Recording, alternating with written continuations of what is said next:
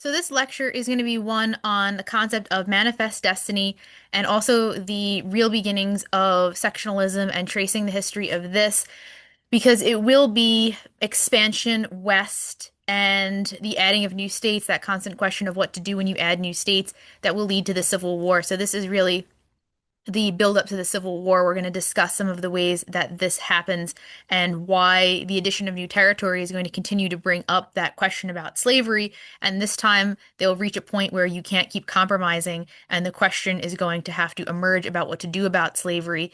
And these political issues are going to lead to the bloodiest war that the United States has ever witnessed, the one that's going to cost the most American lives to date.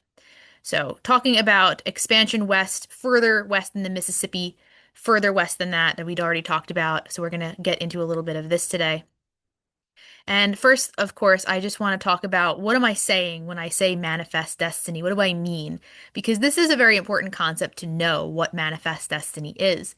Manifest destiny is a concept that it was sort of this American's divine right or just divine destiny, really, manifest destiny to spread from sea to shining sea, to manifest themselves across the entire country, to spread technology, to spread Republican values, to spread progress across the whole country, and literally just manifest themselves across the continent, to bring new states into the Union, to grow and expand.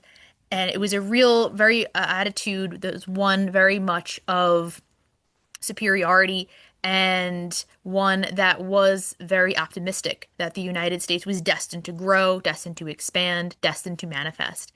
It's very much personified by this painting. This one is all about manifest destiny in action. I mean, the woman is the personification of American progress. She's moving west. She's bringing technology with her.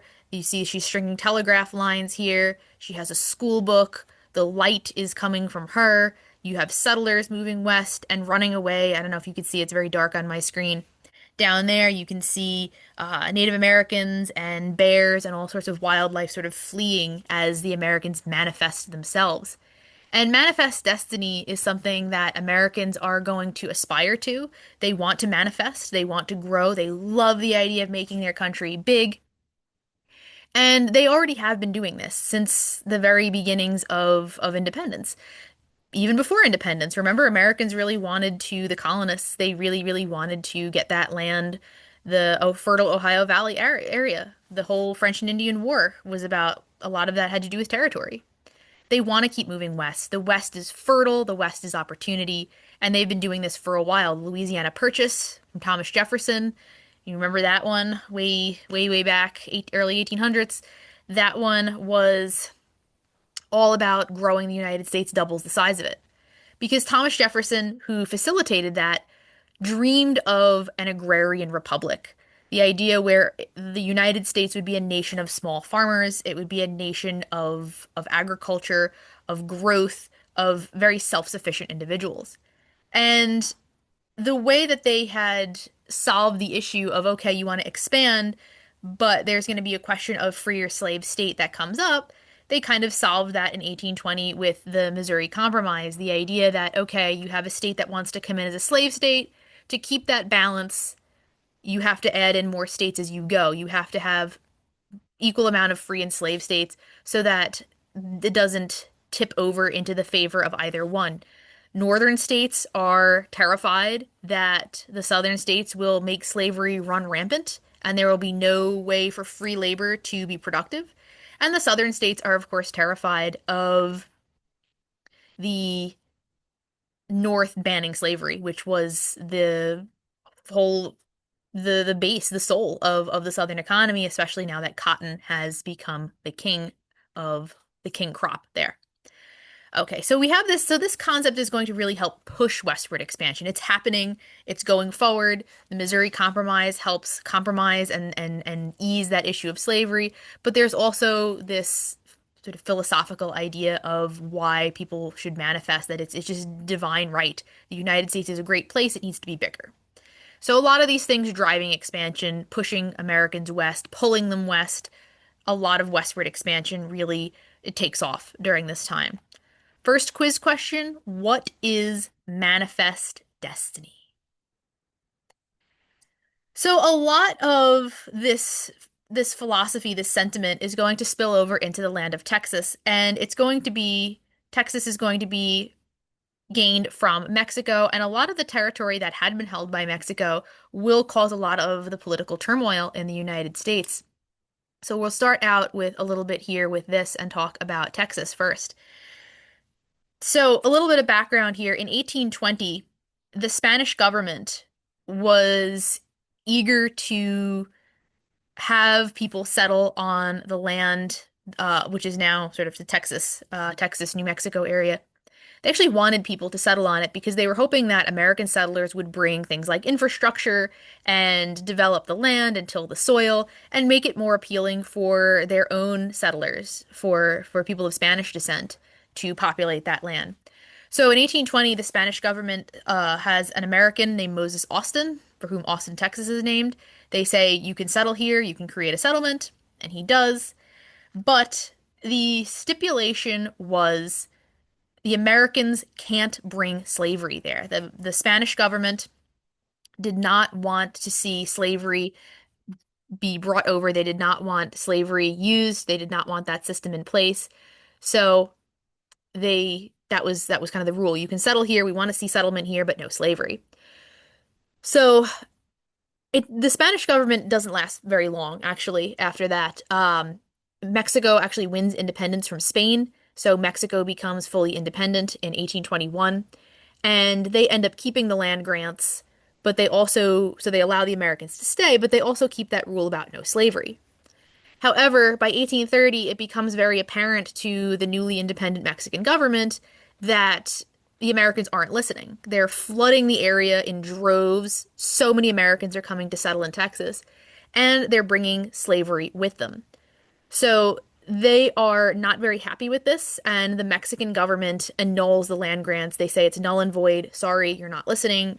We don't want any further settlement here. You don't have a right to the land anymore. We're revoking it because you didn't follow the rules. So after that, the Mexican government was very alarmed about this. It takes a few years for them to be able to have the resources to enforce their law about no slavery in their territory. By 1835, the Mexican government is forced to send in the military to enforce the no slavery idea and impose their authority. However, during that year, the Texas settlers fight back against the Mexican military. This is a conflict known as the Texas Revolt, and they are advocating for their own independence as sort of an independent entity. Some people just want Texas to be independent. Some Texans want Texas to join the Union and the United States as a state. But either way, they don't want to be under the authority of Mexico anymore. And probably one of the most famous battles of the Texas Revolt is the Battle of the Alamo, where the Mexican government, the Mexican military kills 187 Americans in battle. And this sort of really rallies a lot of Americans around the cause of Texan independence, seeing it as essentially a massacre.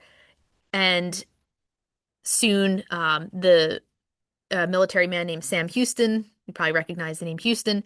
He leads a battle that is successful against the Mexican army, and Mexico, because it is still a very young country, is essentially forced to acknowledge Texas's independence. And when Texas becomes independent after the revolt, it petitions for entry into the United States as a state, but that's tabled because nobody wants to deal with that question right away. They're very concerned with Texas coming in as a slave state. So, a lot of turmoil going on in Texas. We're going to bring this up again, but first, before I forget, second quiz question. Why did the Spanish government annul the land grants in 1830? So it's tabled for a little while what to do with Texas. It's now independent from Mexico, but nobody's quite sure what they want to do with it. It wants to join the Union as a slave state, but they don't really have a free state to add. There's just not enough land there. They can't organize it quick enough. So it's just sort of left to its own devices, Texas.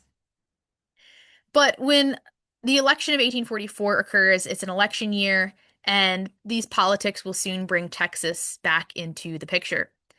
The president at the time, who is running for re-election as President John Tyler, and he's super unpopular. Remember, he was the executive ass. That's what they called him because he was such an ass and nobody liked him. He was supposed to win, trying to get reelected, but he was just so unpopular with his own party because of his personality and the fact that he basically didn't agree with anything his party did. He is in a very bad position for an election year. So John Tyler decides he's going to bring up Texas again, and he starts advocating quite heavily for the admission of Texas into the United States. He wants to annex it and make it a state. That's what annex means, is to add to something. You annex something.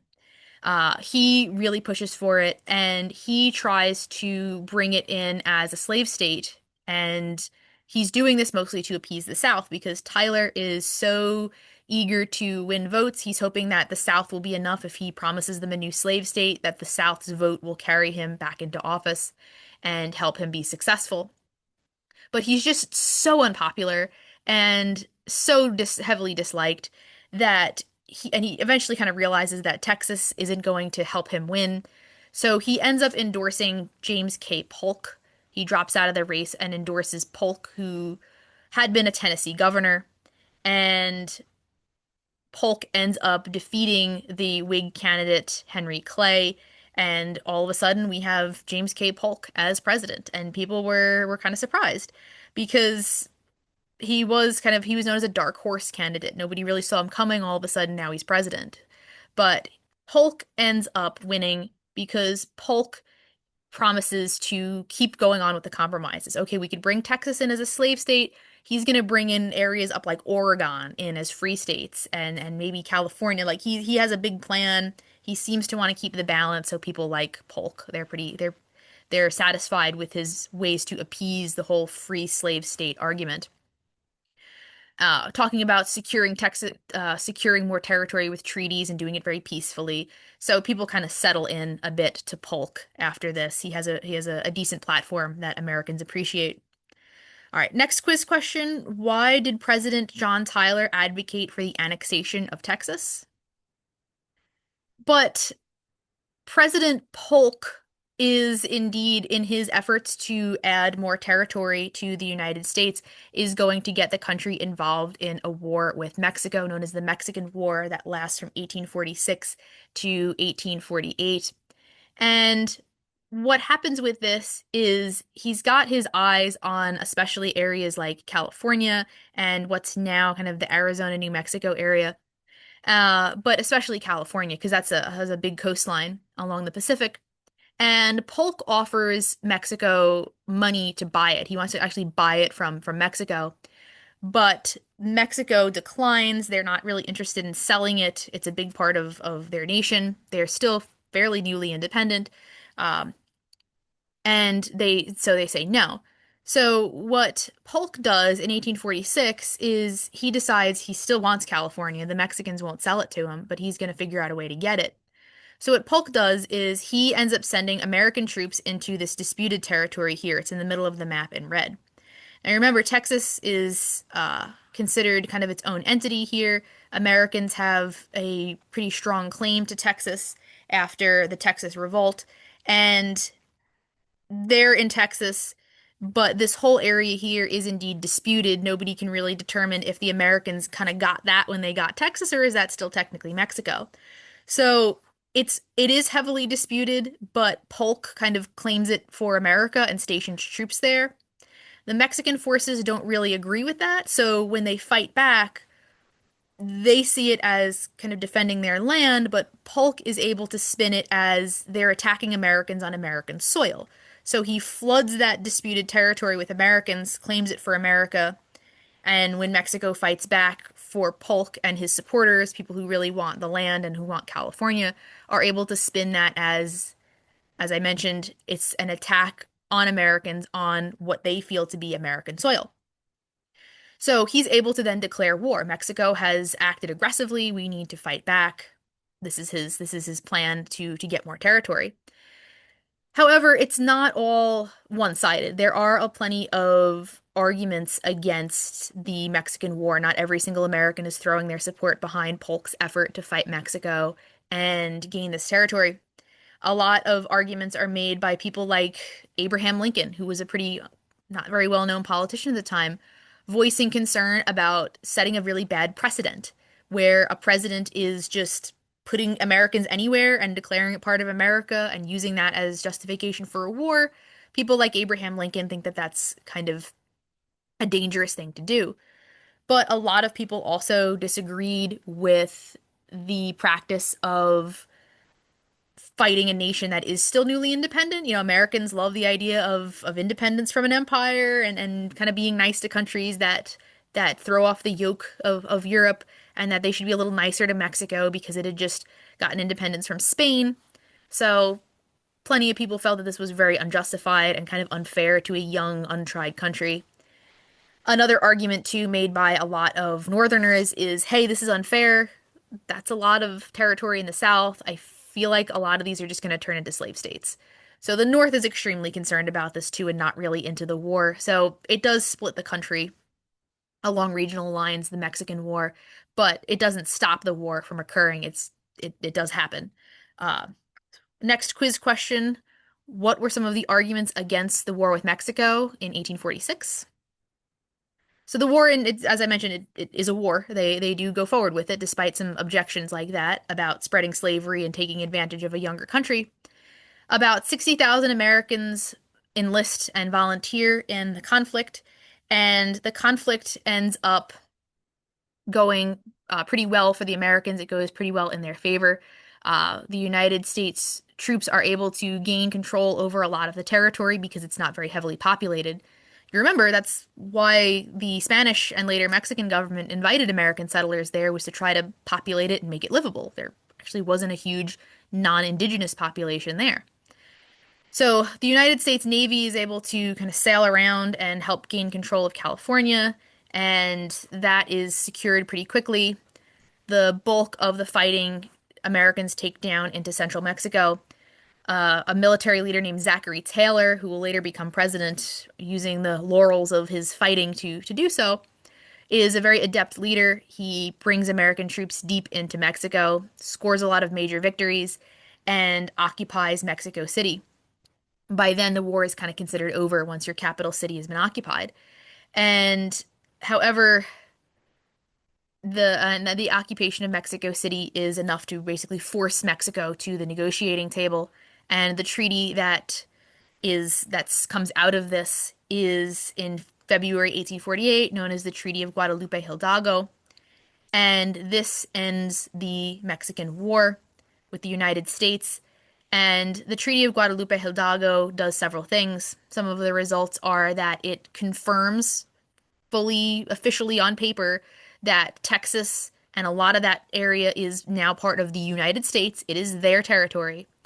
It also cedes, C-E-D-E-S with a C, the letter C, cedes this huge chunk of land to the United States. The United States, because they were victorious in the war, they get Texas officially, and they get this Mexican cession, which is California, New Mexico, Arizona, Utah, Nevada, all of that area. They end up kind of winning in war. But it's not all totally, fully 100% one-sided. The United States does give Mexico $15 million as sort of a consolation prize. I don't know how else to put it for the for the loss of their territory as some sort of compensation. I guess to make themselves feel a little bit better about having taken this massive, massive geographical chunk of land. And now the United States is officially sea to shining sea. There will be a couple other things. People will buy some extra land for, I think it's for a railroad reason. Alaska, Hawaii, but that's basically it. Other than that, you know, they compromised with the British for some territory up here. You've got a full, you've manifested. The destiny has manifested. The country is across from coast to coast there. All right, next question. What were the results of the Treaty of Guadalupe Hidalgo? So, post Mexican War, America is even bigger. It's bigger. You've got a lot of stuff. You've got Texas, you've got all of this land, you've got everything. So, there's a lot to go on here. And of course, now we're getting back to it. You've added more territories, you've added more places Americans can manifest themselves. These people are going to populate these areas. They're going to want to turn them into states eventually when they get a high population. However, people really aren't super concerned right away because they're thinking it's going to take forever for people to actually get out there and have to worry about these places becoming populous enough to become states. Something will really exacerbate the population growth, particularly in California. One of those things that will help bring people out there way faster than anybody thought was the gold rush. Gold's discovered in California in 1848. By 1849, newspapers are spreading stories about how you can get rich quick. You could go out there, you can become fabulously wealthy. All you have to do is make it to California and set out prospecting. The population of California grows from about 15,000, this is non-indigenous population, goes from about 15,000 to about 360,000 people in about 8 years. That's a very precipitous increase in population. And some of the results of the gold rush, you've got this huge population increase, but now, oops, uh-oh, you have places like California that are going to be knocking at the door and wanting to become states, and that free or slave state question is going to arise again. You can't keep putting it off when you have all this territory where you have to answer that question about yes, slavery or no slavery. Next question, what were some results of the gold rush? And this is really starting to articulate a phenomenon known as sectionalism. Sectionalism is a loyalty to your section of the country at the expense of your country entirely. When a country is fallen into sectional feelings, into a sectional atmosphere, you have more loyalty and connection to one part as opposed to the whole. It's different from nationalism. Nationalism, everybody, every state, every section of the country feels like one. You're an American. You live in the United States. It doesn't matter if you live in New York or Texas, you're an American and you love your country, or at least you acknowledge your country as a whole. When you have sectionalism, you start to be more loyal to and see your section of the country as either superior or at least different from the rest. The North is the North. The South is the South. You are a Southerner before you're an American. You're a Northerner before you're an American. Your regional identity and loyalty supersedes or overcomes your national identity. You are so different from one another. Your part of the country is so different from another part that you don't even feel like you're in the same country anymore.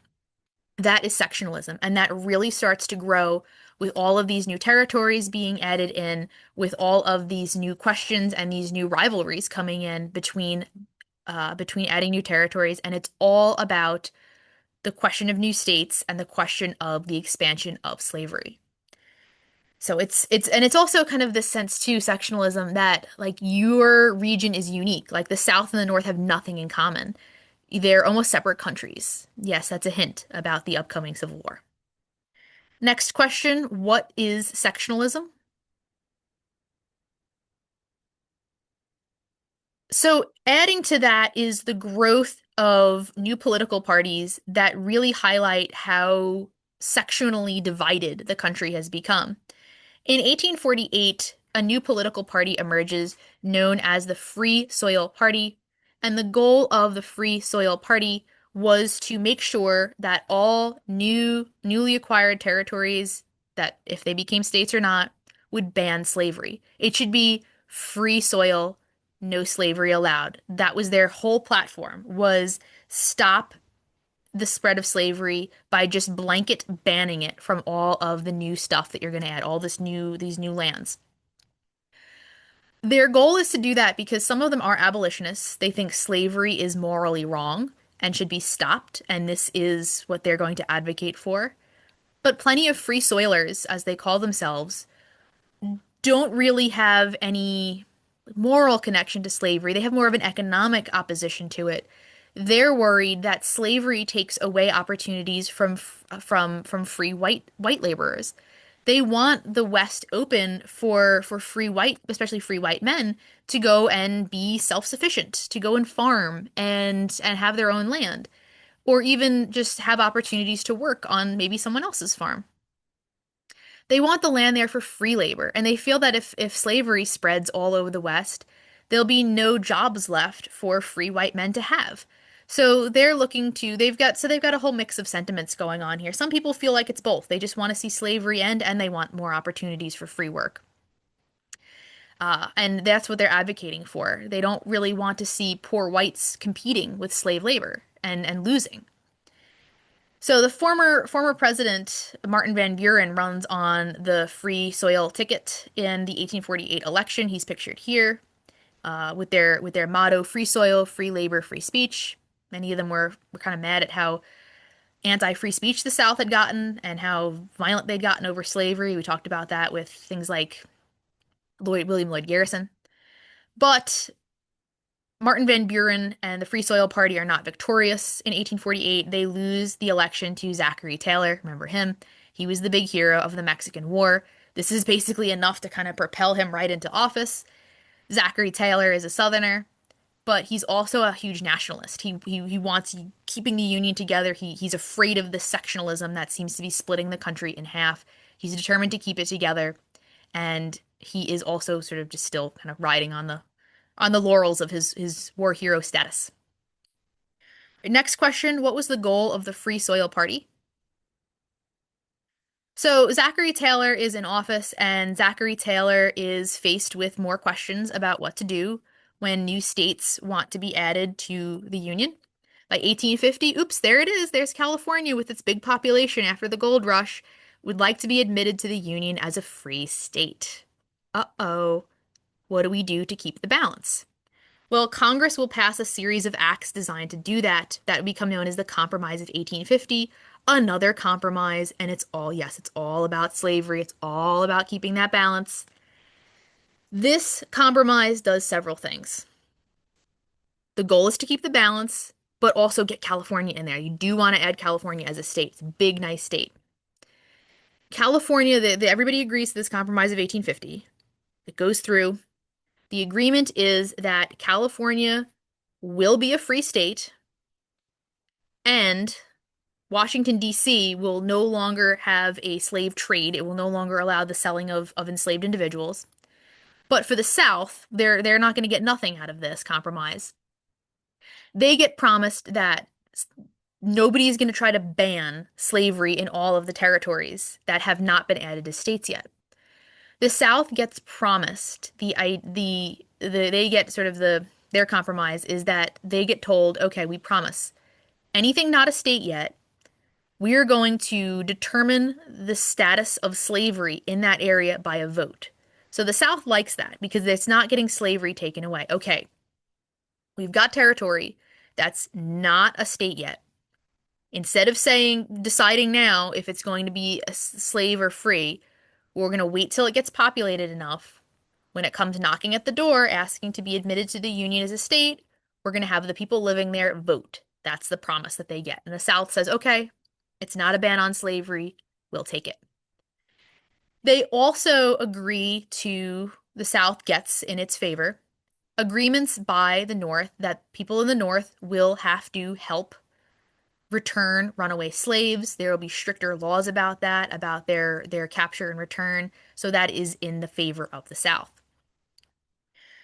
However, Zachary Taylor doesn't actually last long as a president. He dies not too long into office. In one of his terms, he passes away.